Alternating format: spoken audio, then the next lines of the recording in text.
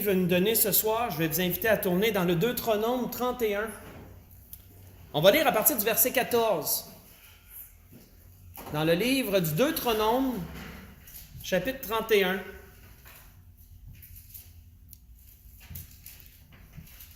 savez, cette nouvelle génération qui était aux abords de la terre promise, elle a aussi participé, on pourrait dire, à la fin de quelque chose. Un peu à, comment je pourrais dire, la fin d'un temps d'errance et l'inconnu de la terre promise qui était devant eux. La fin du très grand conducteur qui les avait guidés pendant toutes ces années. Et le début d'un nouveau conducteur qui allait les guider dans la conquête à venir. Et on peut voir que Dieu leur dit ici par l'intermédiaire de son oint ce qu'il voit, ce qu'il sait déjà sur ce qui s'en vient. À partir du verset 14 de Deutéronome chapitre 31, on va lire jusqu'au verset 22. Il est dit, l'Éternel dit à Moïse, voici le moment approche où tu vas mourir. Appelle Josué, présentez-vous dans la tente d'assignation, je lui donnerai mes ordres. Moïse et Josué allèrent et se présentèrent dans la tente d'assignation. Parenthèse que je vais ouvrir et refermer simplement, c'est que vous savez ce qui a mené à cela. Vous savez que dans un grand murmure, le peuple a poussé Moïse assez à bout pour qu'il transgresse un ordre de Dieu. De parler au rocher, il l'a plutôt frappé. Et de là a amené cette conséquence pour lui. Par son grand zèle pour Dieu, mais aussi par peu importe si tu es l'homme le plus patient du monde, à un moment donné, les choses deviennent trop, on éclate. On est humain. Moïse aussi a éclaté. Malheureusement, ça a amené des conséquences, ce qu'il a fait à cause de cela. Il n'a pas pu entrer dans la terre promise.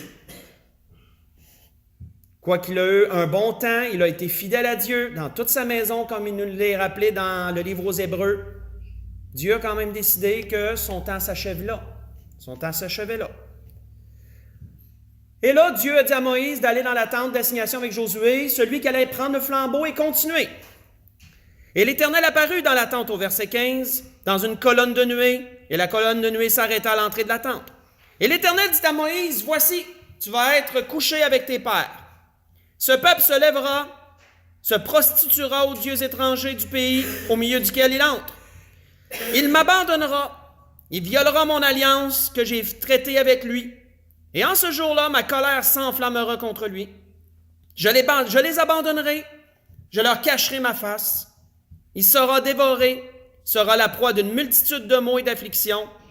Et alors il dira, n'est-ce point parce que mon Dieu n'est pas au milieu de moi que ces maux m'ont atteint? Et moi, je cacherai ma face en ce jour-là, à cause de tout le mal qu'il aura fait en se tournant vers d'autres dieux. Maintenant, écrivez ce cantique. Enseigne-le aux enfants d'Israël et mets-le dans leur bouche. Et que ce cantique me serve de témoin contre les enfants d'Israël. Car je mènerai ce peuple dans le pays que j'ai juré à ses pères de lui donner, pays où coule le lait et le miel. Il mangera, se rassasiera, s'engraissera. Puis il se tournera vers d'autres dieux et les servira. Et il me méprisera et violera mon alliance. Alors, quand il sera atteint par une multitude de maux et d'afflictions, ce cantique ne sera point oublié et que la postérité aura dans la bouche déposera comme témoin contre ce peuple. Je connais en effet ces dispositions qui déjà se manifestent aujourd'hui, avant même que je l'ai fait entrer dans le pays que j'ai juré de lui donner. On va arrêter là. On voit que l'Éternel, frères et sœurs, a des paroles qui sont dures. Dieu leur apprend qu'il sait déjà ce qui va arriver. Dieu leur apprend qu'il sait déjà que lorsqu'ils vont être dans la terre promise, ils vont l'abandonner. Il sait déjà d'avance qu'ils vont se prostituer à d'autres dieux. Ils vont pratiquer l'idolâtrie. Ils vont rendre des cultes à d'autres dieux. Ils vont mépriser sa parole et ses prophètes. Dieu savait déjà tout ça d'avance. Avant même qu'il commence, Dieu savait comment ça allait continuer et comment ça allait se finir. On voit que Moïse, lorsqu'il a reçu ces paroles, si on saute au verset 24, il leur a dit ce que lui aussi pensait au peuple. Il leur a dit, lorsque Moïse eut complètement achevé d'écrire dans un livre les paroles de cette loi, il donna cet ordre aux Lévites qui portaient l'arche de l'Alliance de l'Éternel. Il prenait ce livre de la loi. Parce que là, Moïse allait partir. Il fallait qu'il complète tout. Toute la loi, il fallait qu'il la mette par écrit. C'est pas pour rien qu'il avait été enseigné selon la sagesse des Égyptiens et la science des Égyptiens dans un certain temps de sa vie. Dieu avait permis ça pour qu'il puisse être capable d'écrire de façon intelligible, que tous puissent le lire, tout ce que Dieu avait fait et tout ce qu'il avait ordonné. Moïse a été capable d'écrire de façon concise et bien rangée toutes les paroles de la loi. Ces paroles qu'on vient de lire ont été aussi répertoriées puisqu'on les lit. Et un cantique qu'on ne lira pas, mais dans le chapitre 32, c'est le cantique de l'Éternel, cantique de Moïse plutôt appelé.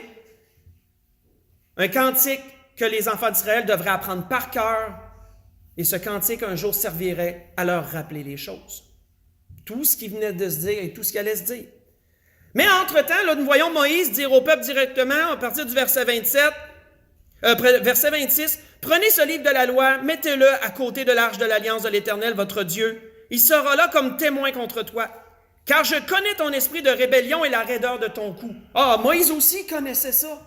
Parce que c'est à cause de ça que lui, il ne pouvait plus entrer dans la terre promise.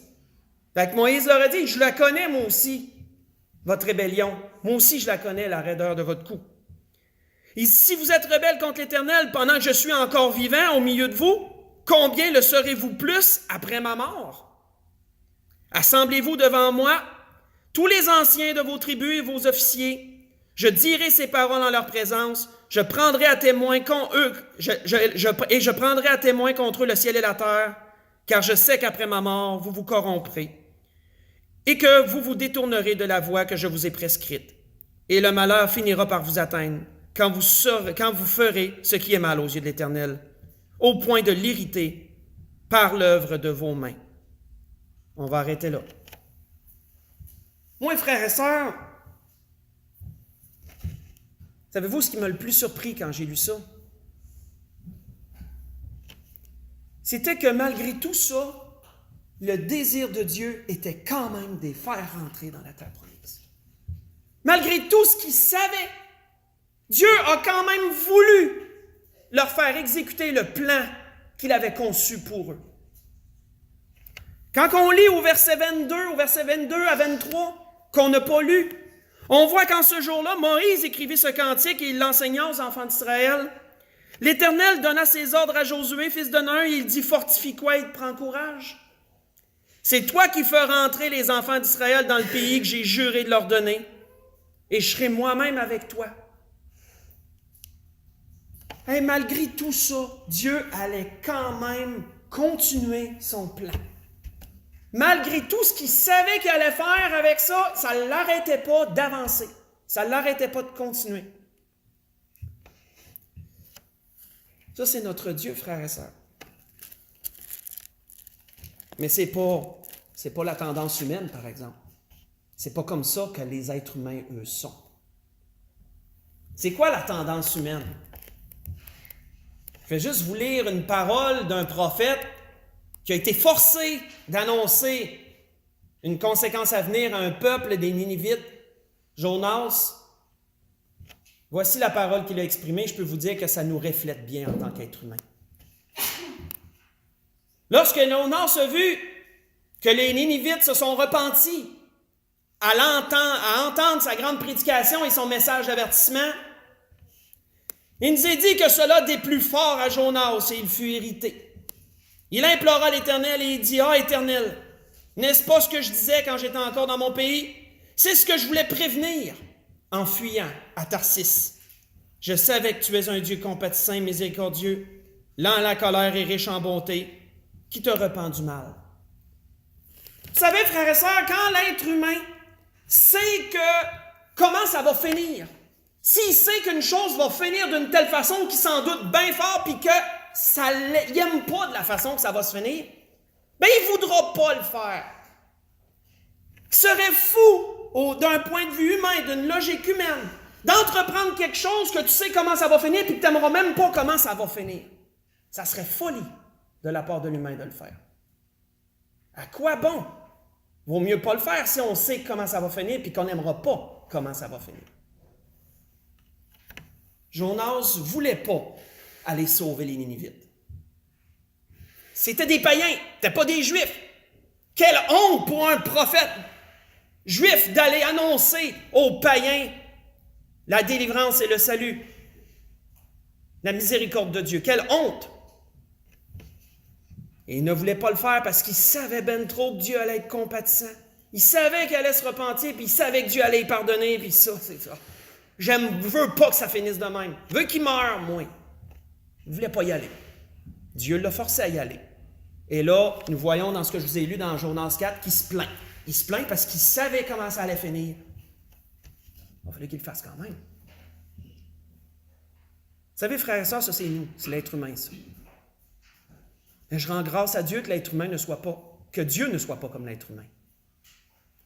Parce que si Dieu était comme l'être humain, rien n'aurait commencé de tout ce qu'il a fait. Parce qu'il savait déjà tout ce qui allait arriver. Ça l'aurait arrêté en partant de commencer quelque chose. Sachant tout ce qu'on allait faire avec ça, sachant ce que son peuple allait faire avec ça. Il n'aurait pas commencé seulement. Mais il le fait quand même. Qu'est-ce qui a motivé Dieu à agir comme ça? Il y a plusieurs choses, on pourrait nommer bien des choses, mais on va en nommer deux qui sont très importantes. Deux choses qui ont motivé Dieu à agir comme il a agi. Des facteurs de motivation. Le premier, reculons dans Deutéronome 10. Allons voir ce qu'il leur a dit. Toujours à ce même peuple, dans Deutéronome 10. Là, on a lu. Deutéronome 10, on va lire à partir du verset 12.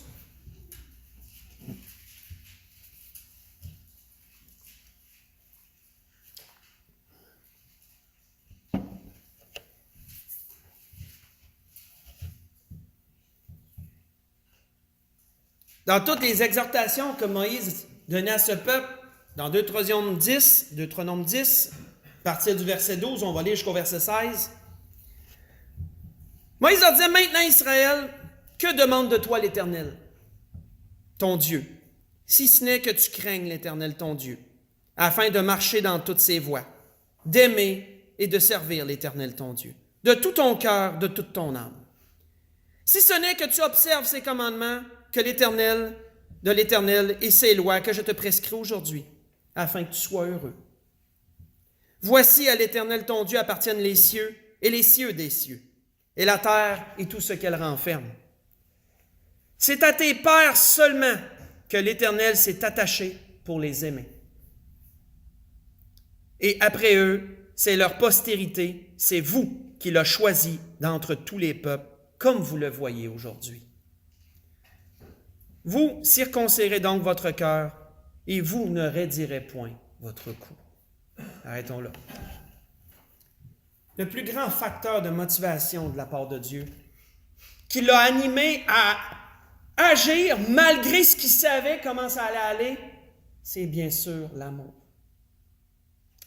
Mot qui semble tellement facile à comprendre, mais tellement complexe, et dont nous comprenons tellement malheureusement pas la profondeur encore du sens.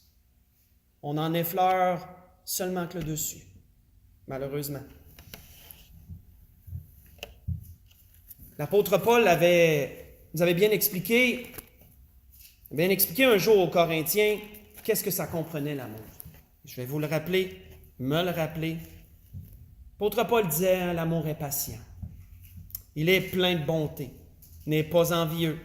L'amour ne se vante point, ne s'enfle point d'orgueil, ne fait rien de malhonnête, ne cherche point son intérêt, ne s'irrite point, ne soupçonne point le mal.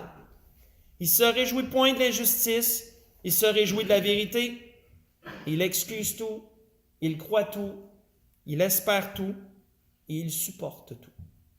Disait l'apôtre Paul, 1 Corinthiens chapitre 13, j'ai lu du verset 4 au verset 7.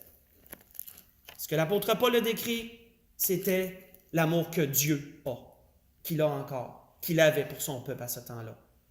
Et c'est dans cet amour qu'il a accepté de supporter contre sa personne tout ce qui allait suivre de la part des siens. Il aura quand même fait participer son beau plan. Il a été avec eux dans toutes les étapes de la conquête de la terre promise. Il ne les a jamais abandonnés, malgré qu'un un jour l'abandonnerait. Ça, c'est l'amour de Dieu. Frères et sœurs, c'est l'amour qui devrait aussi nous animer dans tout ce qu'on entreprend. Surtout quand on entreprend quelque chose, puis qu'on voit comment ça va finir, puis que l'on se dit, je devrais-tu continuer? Vous savez, des fois, on n'aime pas toujours de la façon qu'une chose tourne. Et parfois même, on entrevoit un peu comment ça pourrait finir, puis on n'aime pas ça. Et là, on peut se demander, ça vaut-tu la peine de continuer ça? Je devrais tout arrêter ça. Là, j'aime pas comment ça s'en vient. J'aime pas comment ça va finir. Est-ce qu'on a assez d'amour pour être capable d'endurer ça et d'être capable de continuer malgré tout ce qui a été entrepris? C'est la question qu'on peut se poser. On a vu c'était quoi l'amour et l'amour n'a point changé. Devrait toujours être encore pareil aujourd'hui. L'apôtre Paul, quand il parlait toujours aux Corinthiens, leur a dit ceci.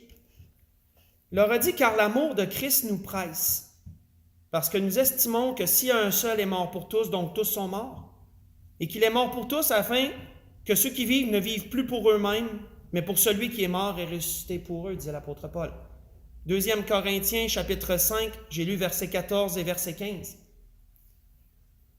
L'amour que Dieu a eu, qui est l'amour que Christ a eu, devrait nous influencer dans nos façons d'agir, devrait nous influencer dans ce qu'on entreprend, devrait nous influencer à persévérer dans ce qu'on a entrepris, peu importe la chose. Et on peut aller dans bien des sens. Ça peut être le témoignage envers des gens. J'ai entendu dernièrement, et je suis sûr que vous avez raison, certains me disent, cette personne-là, je sais qu'elle ne viendra jamais au Seigneur, elle. Je sais comment qu'elle est. Est-ce que connaissant la fin peut nous empêcher de continuer? Peut-être que les gens ont raison. Je ne dis pas qu'ils ont tort. Mais souvenez-vous que la tendance humaine, c'est d'arrêter ce que tu sais que ça ne va pas. Ce que tu sais comment ça va finir. Tu n'aimes pas ça, tu vas l'arrêter. C'est pas ça qu'on doit agir comme ça. On doit être comme Dieu. On doit agir avec l'amour de Dieu, qui nous fait avancer malgré qu'on sait comment quelque chose va finir. Jusqu'à temps qu'on l'ait accompli, tel qu'on devrait l'accomplir, malgré tout. L'amour de Dieu a été le plus grand facteur de motivation, mais on va en nommer un autre. Tournons dans Nombre 14, on recule encore un peu. Dans Nombre 14. Dans Nombre 14.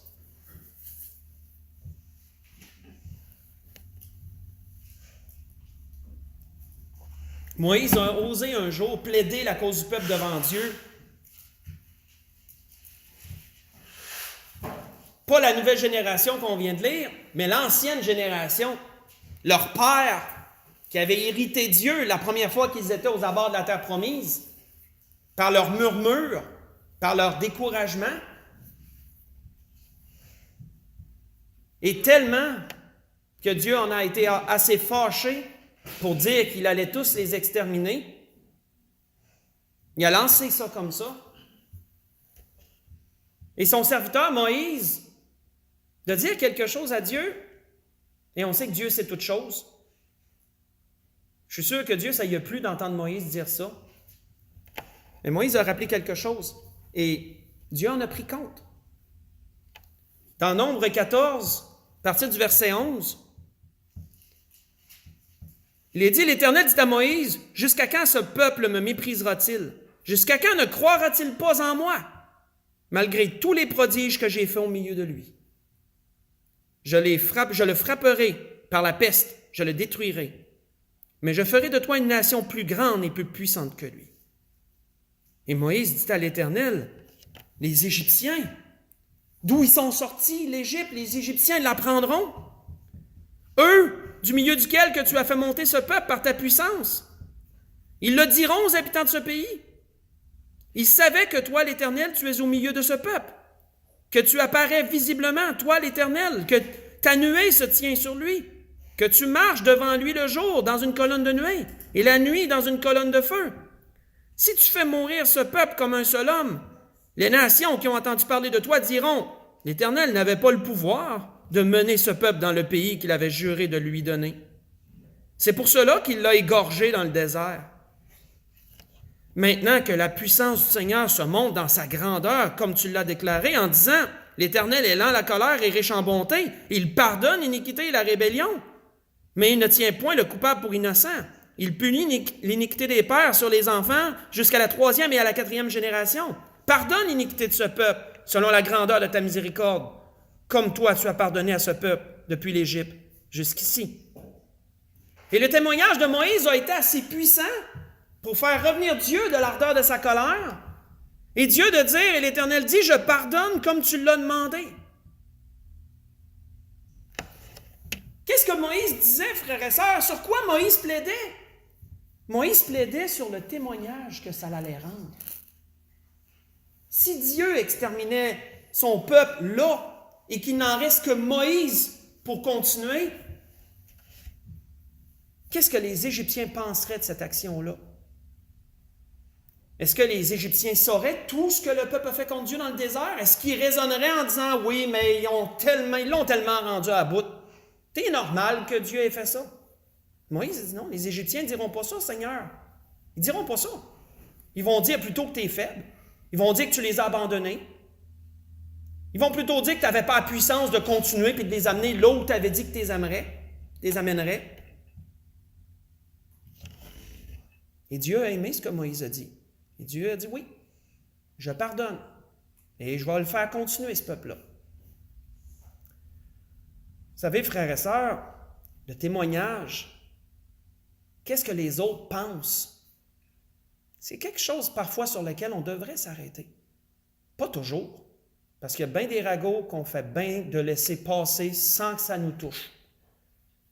Mais quand ça a rapport avec Dieu, quand ça a rapport à qu'est-ce que les gens vont penser de ce qu'on fait, de ce qu'on arrête de faire, et qu'en bout de ligne, c'est Dieu qui va écoper, on devrait peut-être s'arrêter à ce que les gens pensent.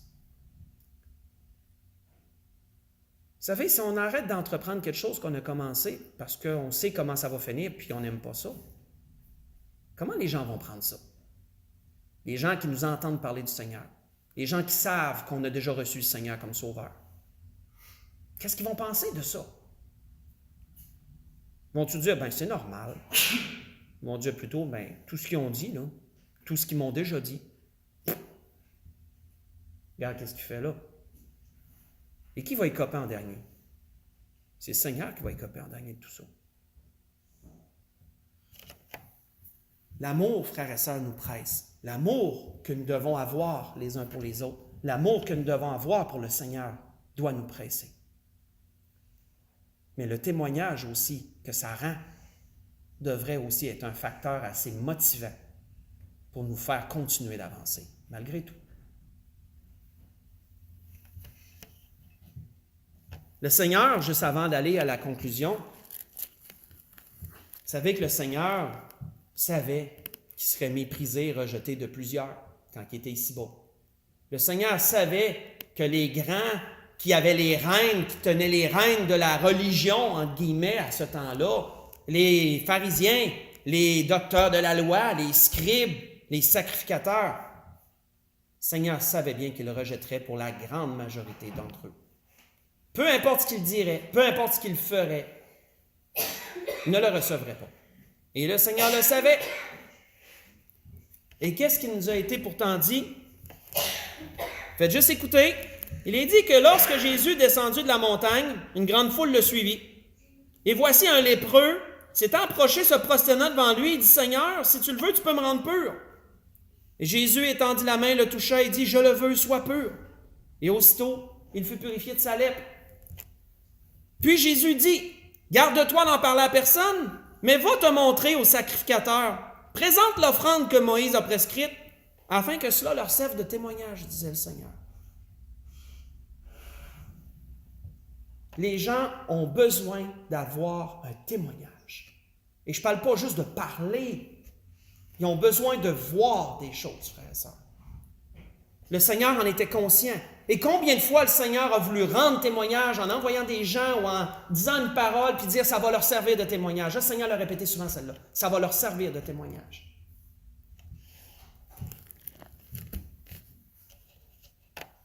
Dieu a guidé cette nouvelle génération malgré le fait qu'elle allait un jour l'abandonner. Mais Dieu a fait chanter le cantique de Moïse. Et à quoi ce cantique-là servait? De témoignage. Et on l'a lu. Ce cantique va témoigner contre eux. Il va leur rappeler l'amour que j'ai pour eux, malgré ce qu'ils font. Vous savez, frères et sœurs, beaucoup de choses sont en péril dans les temps où on est rendu. Ceux qui sont ici régulièrement m'entendent souvent en parler. Les bases de la société sont ébranlées. Les couples sont ébranlés. Les familles sont ébranlées. Les témoignages sont ébranlés. Tout est ébranlé dans les temps où on est rendu. Même si on sait que quelque chose n'ira peut-être pas mieux, même si on se doute peut-être de comment une chose va finir,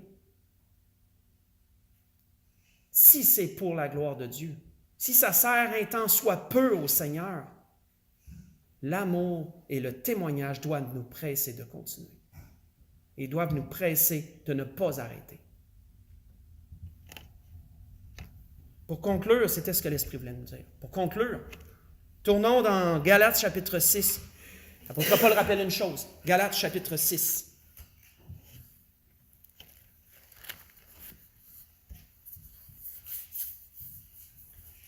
On va finir par 2 versets. Galates chapitre 6, versets 9 et 10.